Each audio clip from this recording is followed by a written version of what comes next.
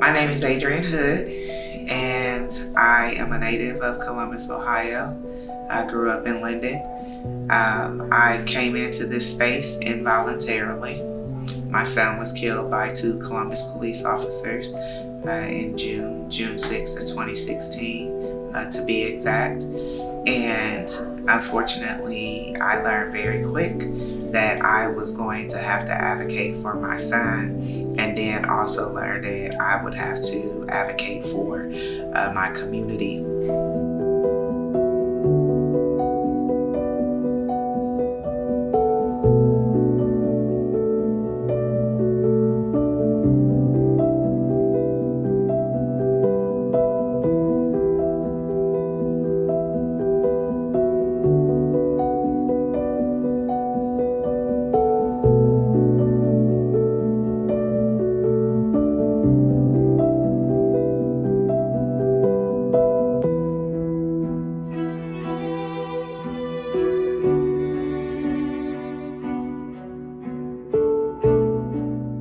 My name is Kimberly Braswell. My name is Amber Harris. My name is Carla Carey. My name is Lisa Todd. I'm Miguel Gino Tucker, CEO and founder of Remember Us Urban Legends, formerly Remember Us Urban Scouts.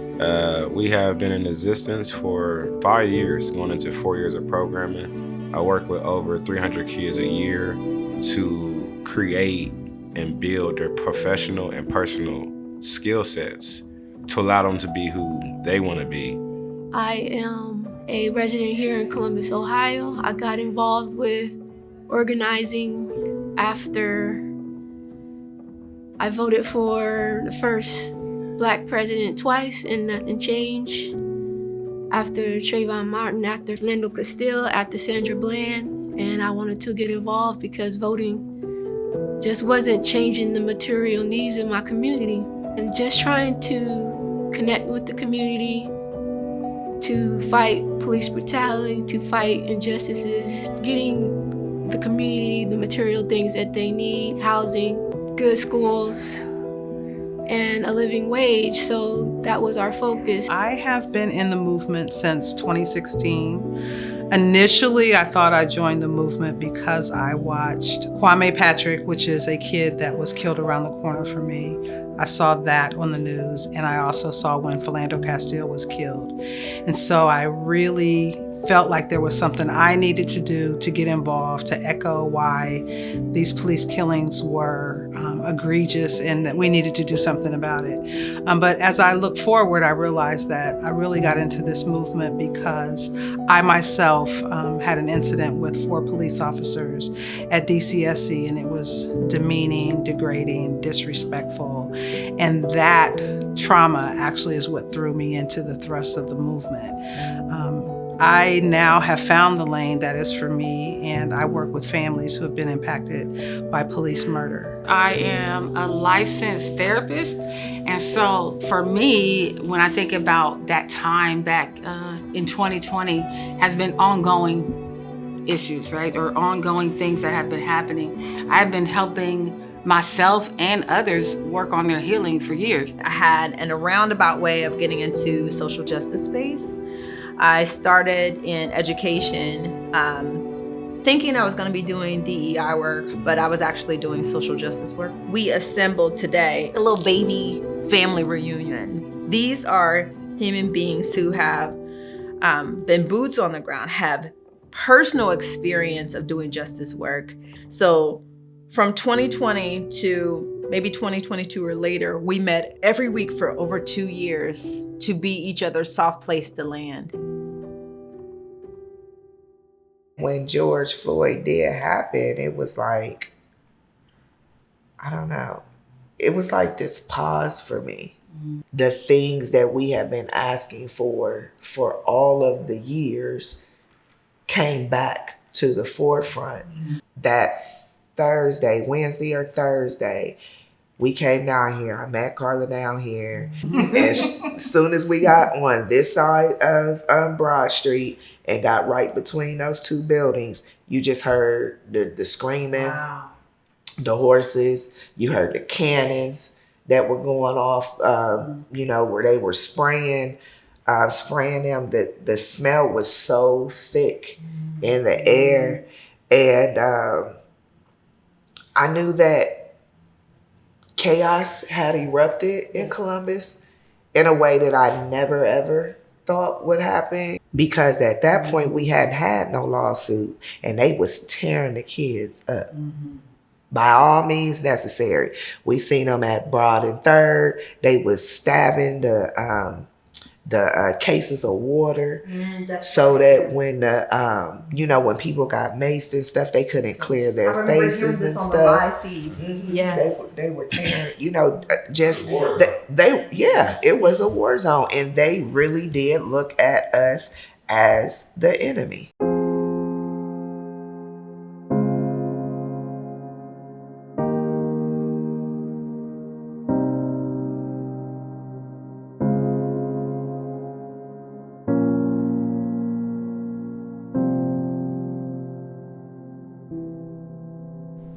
I am the executive director of the People Justice Project. We were founded during the hot phase of the Black Lives Matter movement when Black people were engaged in spontaneous revolt against police due to the Mike Brown murder, and also Eric Garner and others. Saw the news, a brother named George Floyd was being murdered by the police, and he said he asked for his mother. That's when I knew it's about to be on. You know what I mean? It was like broad daylight. You knew it. It was like, okay, my phone was blowing up. Everyone's seeing what's going on. What we're going to do about this? People were getting mobilized all over the city. We had to go and lead the people and make sure everybody's safe. So that's what happened. Showed up, and rest is history. It was a long couple months, man. Especially when it comes to that Columbus question, because that was bound to happen. And the city had to make that decision. It was going to come down, brother. It was going to come down. You know what I'm saying? And when they did it, it's like, yeah, well, you better do it before they do it. Because it's going to come down, and it's going to be traumatic. And I don't think the mayor wants that. At the time, I don't think the mayor wanted that smoke. That's been a conversation in the city since I was an undergrad. You know what I mean? I went to Columbus State my first couple semesters, and it's always that question about Columbus being there. And especially my studies were African studies, post-colonial studies. So like you're always studying about like colonialism and stuff. And so you're looking at the guy right there, you're like, it's simply a statue. If you're going to be in love with this so-called history of yours, then you have to face the mirror and what your history really looked like. Because there's no glory in genocide, there's no glory in enslavement, there's no glory in resource theft. There's no glory in that. So it shows me really who you are. Who values that statue? Right. People who value slavery. People who value having power over others, not with. And that's the ones who are mad that it's gone. Absolutely. We don't care. Yeah. We not thinking about it. Right. I don't even remember seeing it up there no more. Now I'm like, damn, it was right there.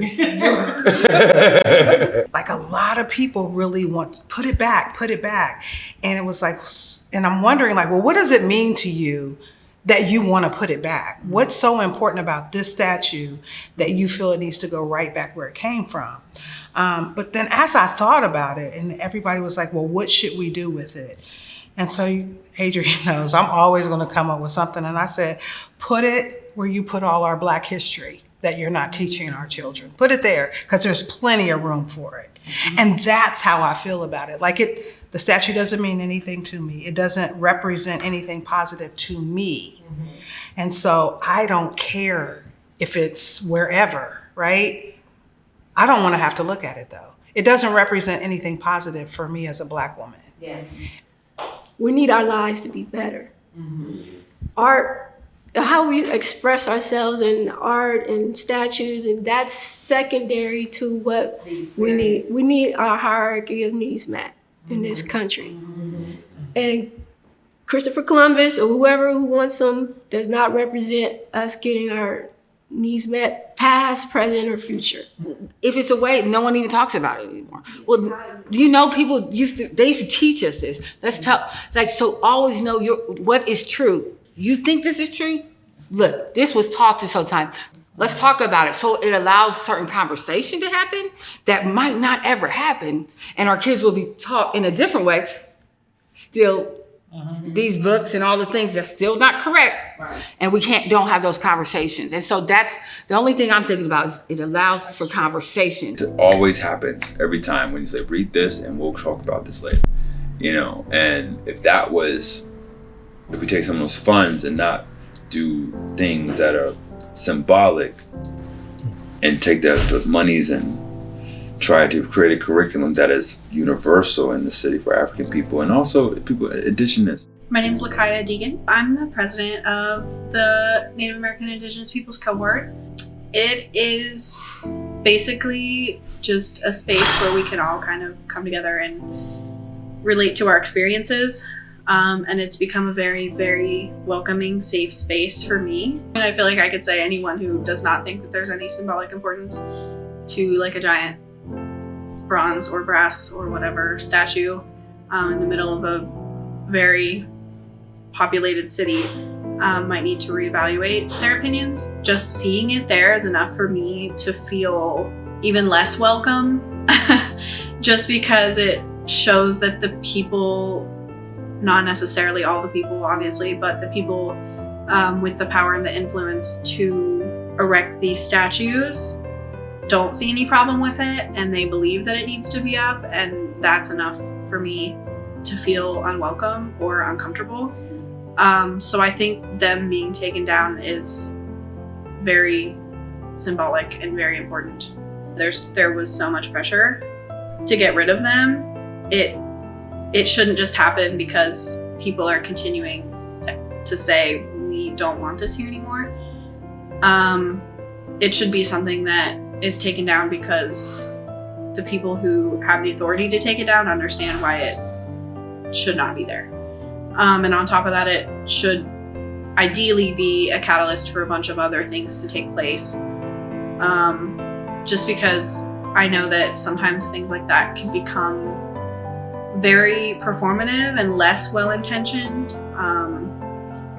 which is similar to a lot of other things that I think happen that are usually well-intentioned in terms of recognizing Indigenous people, especially with things like land acknowledgements, but they can become very performative very quickly and turn into just like a box to check. But on the complete other end of the spectrum, one of my coworkers who just recently graduated, they got a permit or whatever you have to get to do a mural. It's on campus. The mural just says this is native land, and they used their own design in their own hands to create it. And that was one of the first things that I saw when I was on campus, and stuff like that. It means such a huge difference, not just to me, but I've heard from other Indigenous students here. It says the complete opposite thing as what the Columbus statue does. So the question is if there was a space and we had an opportunity to have a thing in a space reflective of a story we would want to tell, what would you put in the space? There's so much, that is not, that we don't have a clue about a lot of times. Of course, because the hunter has been telling the story for so long. So that's why I say there wouldn't be, there's no room to hold it besides in us. Whoever did the African American Wellness. Oh, okay, gotcha. I mean, not wellness, but African in DC. Because it starts literally where the ship starts. And that's not our story. That's our story of pain to where we got here now.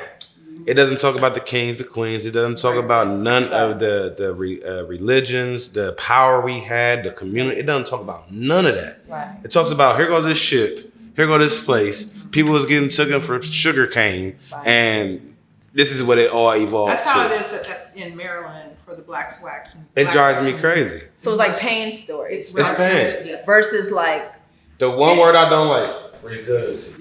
yeah. So I don't like it because it's used for the Black people. You're supposed to be resilient. This is only a part of our reality. And it's the part of our reality that continues to be beat in our heads. But this isn't our whole story. Right. And so when we only get bits and pieces, I'm like, sister, like, well, I couldn't pick if we could put a statue, who we would put out here, right? Because there's so many pieces that we have yet to learn. And like, I'm proud of who I am, who we are, where we came from, because we're resilient, right? I would focus on mostly on what are Black students reading in their classes in middle school and high school, and then and how do we create a curriculum that won't be manipulated from the outside forces. This is about more than just a thing. This isn't a thing, right? You know, it's deeper than that. And this is part of where there's no monolith in any perspective, right? Like, we're bringing in all of these things that are informing how we're showing up the thing. And so even in just listening to you, I'm hearing all of these things where it's just like, no, put a thing there, but explain it. No, don't put a thing there. Just make the lies. But no, it's like all of these things can be true at the same time. And that's, I think, why it's so challenging. You know, it's so challenging to figure out, like, what is the next right thing?